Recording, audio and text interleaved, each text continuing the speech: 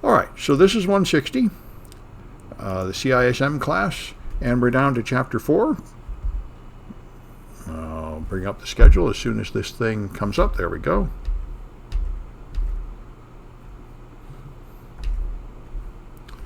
Yep, so we'll do the first part of Chapter 4. There will be 4 parts. And be aware that your paper is due next week, your first paper. So you should be writing that. I'm getting messages from people that didn't know they had to write a paper and don't know what's going on. You'll find that discussed up here. The papers has to be 500 to 1,000 words on any information security topic. All right.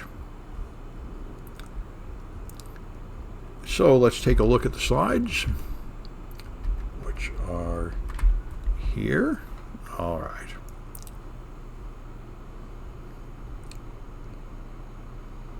There we go.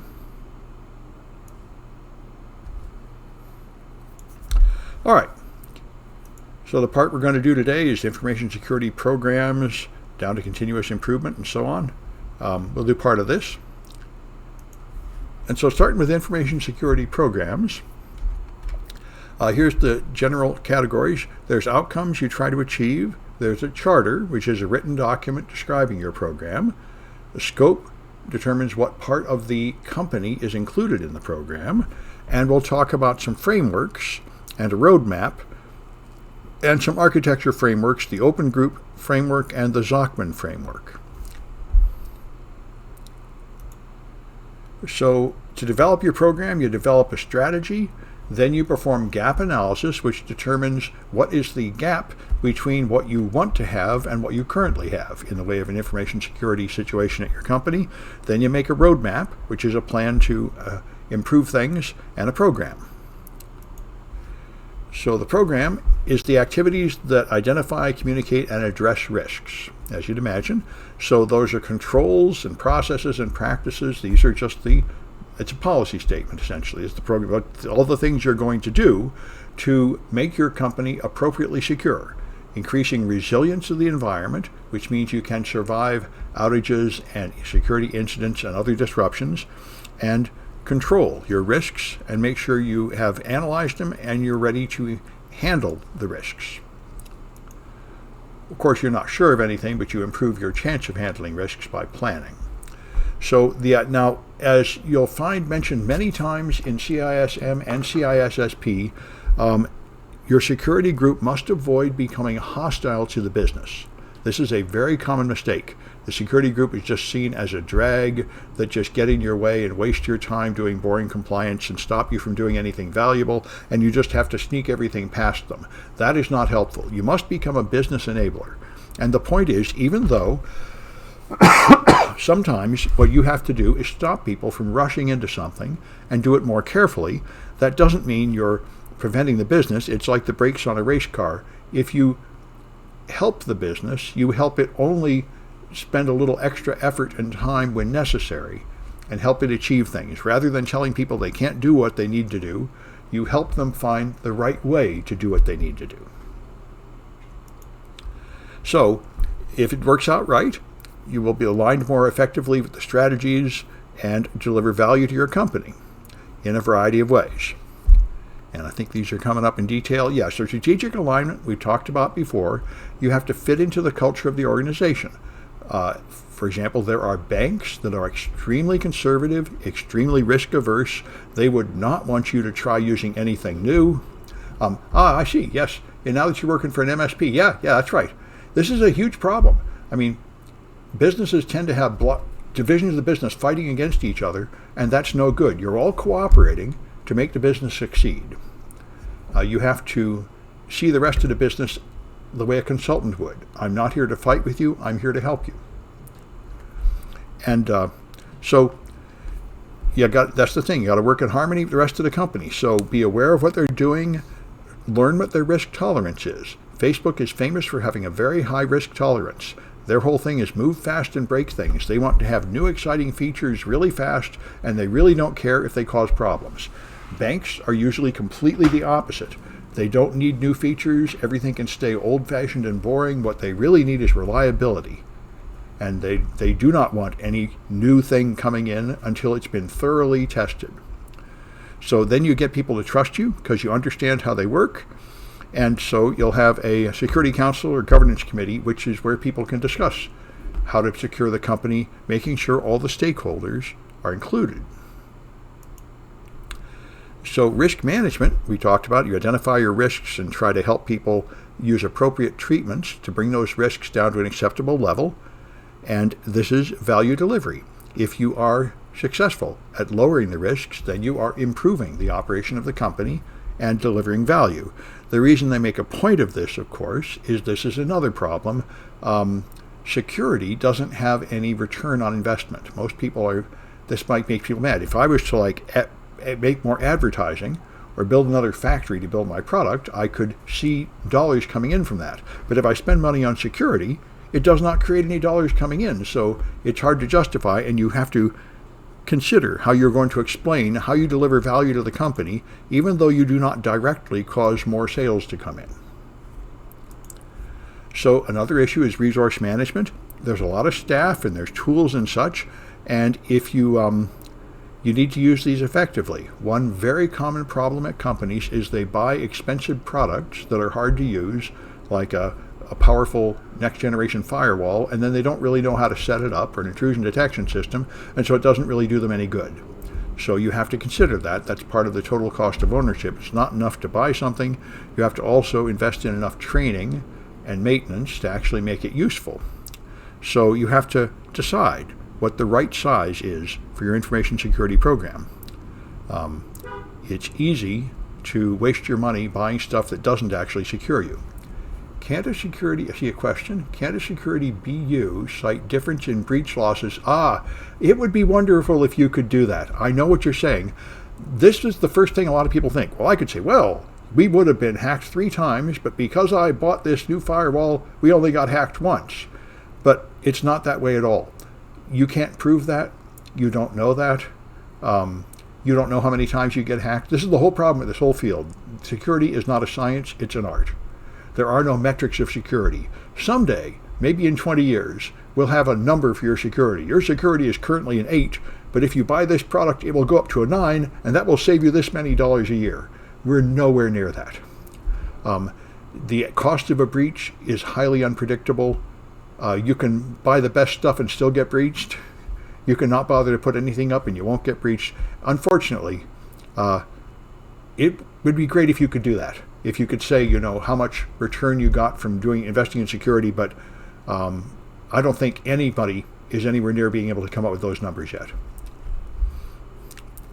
All we have is just you scare them. This company like us got hacked, so we better improve our posture to avoid getting hacked. But you're nowhere near being able to really estimate how many dollars of value you get. Anyway, all right, and then there's performance management, of course. You measure how the different parts of your business are running and see if they are running well enough. And also you have security metrics. The most useful security metrics tend to be time to detect an attack, time to respond to an attack, things like that, to rate the efficiency of your security program. So you align your program with the other processes. You have many other assurance programs, checking to make sure that you're obeying the legal requirements, and all these other activities have their own measures of whether they're succeeding, and you can help influence them to make them more secure. That's why I say the best successful security program is like a friendly consultant that adds security in a way that helps you and isn't just arguing with people and blocking them all the time. So a charter is the written definition that specifies the point of your security program, the funding, the names of people involved, and gives the manager enough authority so they can allocate resources. So the manager develops and enforces the policy and performs security governance and establishes controls which limit what you can do, things like password requirements, levels of clearance, and so on. So the security manager sets up vulnerability management, incident management, your business continuity planning, and your security awareness training, this sort of thing, the processes. And everybody has to participate in the security program. You can't dictate the program. This is another thing you see very frequently in CISSP classes. They say, do not, from a low or middle position in a company, decide to improve security and start trying to tell everybody what to do. You will always fail. You must have buy-in right from the top. At the C level of executive management, there must be somebody that believes in this program, who pushes it, who is willing to demand compliance and allocate resources. If you think things need to be more secure, you cannot do anything about it until you first convince somebody at the top that this is a good idea, and they then push it down. Trying to push security up from the bottom never works. So, executive management ratifies the charter, and now you can guide people through this, now that there is a big boss saying you really have to do it. And remember, it's all up to the executive leaders and board of directors. They have to believe that this security program is needed, and they have to be willing to expend resources to achieve it. They are the ones that will ultimately be answerable if you have a security breach. It sounds obvious if you think about it, but it's amazing how often it fails. For example, in San Francisco, a network administrator decided to lock the governor and everybody in the government out of their own systems because he thought they weren't being secure enough. This is a common mistake. And this is where you forget who owns things. I mean, the executive management is ultimately responsible for what happens at your company. So if you are a security expert in a lower level and you say, hey, we need to do something about our passwords or something, and you tell them and they ignore you, this is like a doctor telling somebody, look, you've got to quit drinking or you're going to die, and then they keep drinking. The fact is, the doctor can't force you to stop. It's your body, and you can't force the company to do anything. The executives are the ones that really are responsible. So, you can't go nuts and start implementing policies that are not approved by the executives. This happens quite often, though. And of course, that doesn't work. It's not your company to make changes. It's the executive's company. Anyway, so you define a scope of your program, what departments, what locations, and so on are included in the program. And of course, if this applies mainly if you have a big organization that might go across many locations or many nations. And then you got management frameworks. Here's some process models. And here's the most popular ones: ISO 27000 series, COBIT, and NIST CSF. The ISO one we talked about before. There's a whole series of these documents in the 27000 series, and this is the official one for information security management systems. So it gives you your processes to assess risk, develop controls, do vulnerability and incident management. COBIT is the one from ISACA, and this gives you a framework for IT, not particularly focused on security, and then it has another standard which adds security to it, COBIT 5. All right. Strangely, mine is sort of blinking on and off and freezing up on me. Let me try refreshing this browser page and see if that makes it better.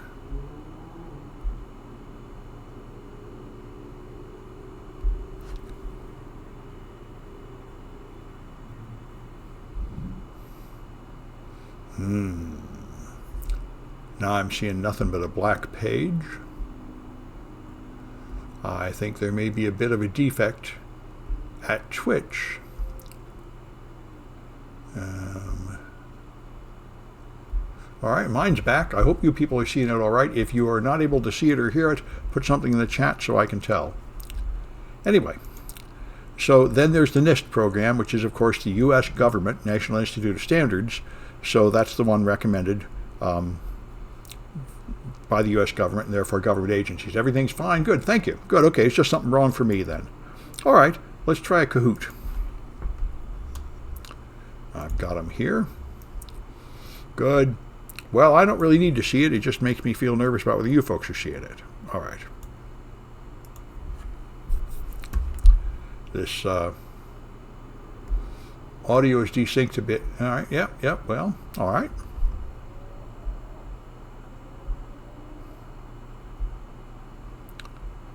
Well.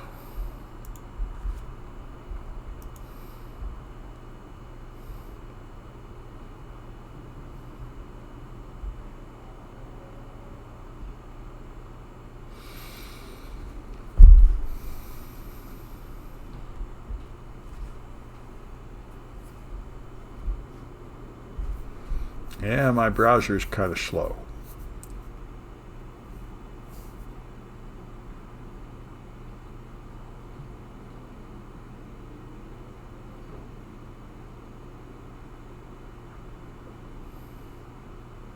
Okay.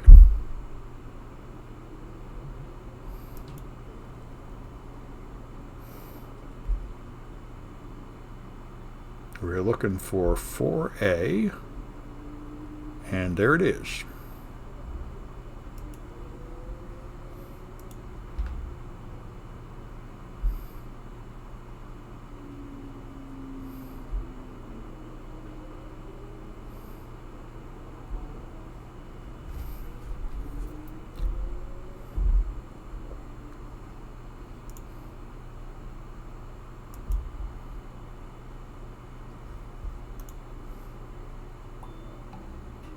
All right, looks like it's working.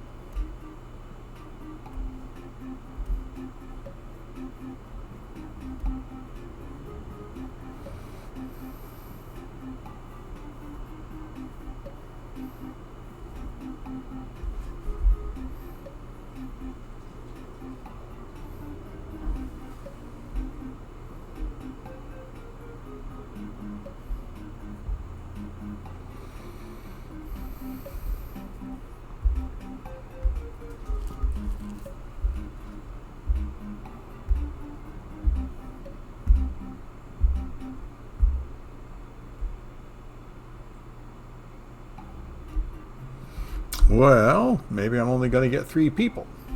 Ah, my mouse is, all right.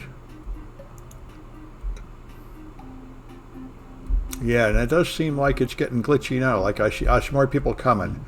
Yep, all right, I'm going to stop the stream and restart it to see if I can get the stream to work a little better.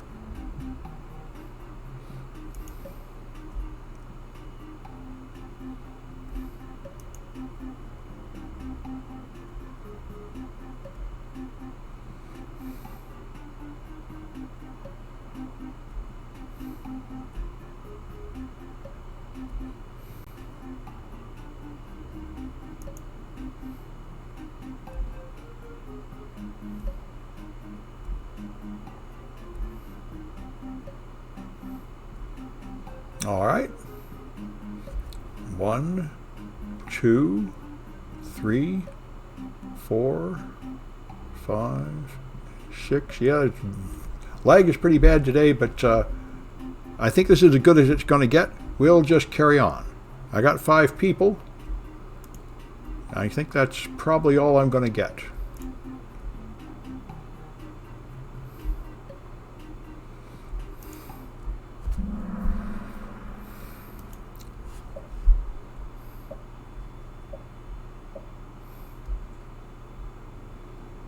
All right, so which outcome includes establishing trust?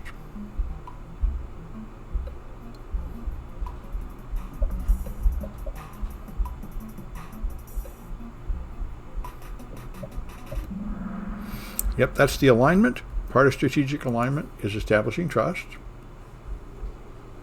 All right.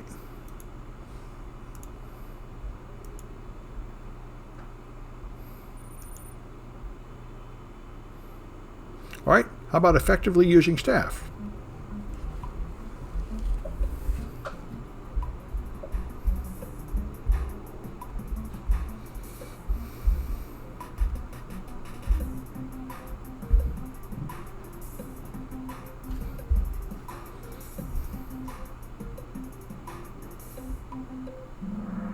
That's resource management. Good.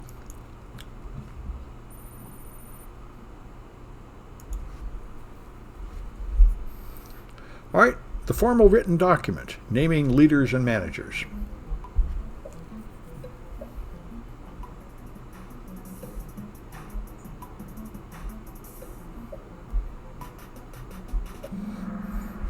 All right, that's the charter. Okay.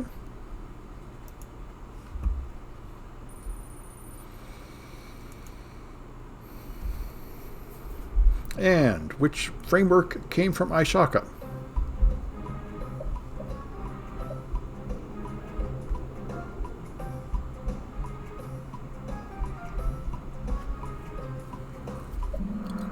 All right, that's COBIT.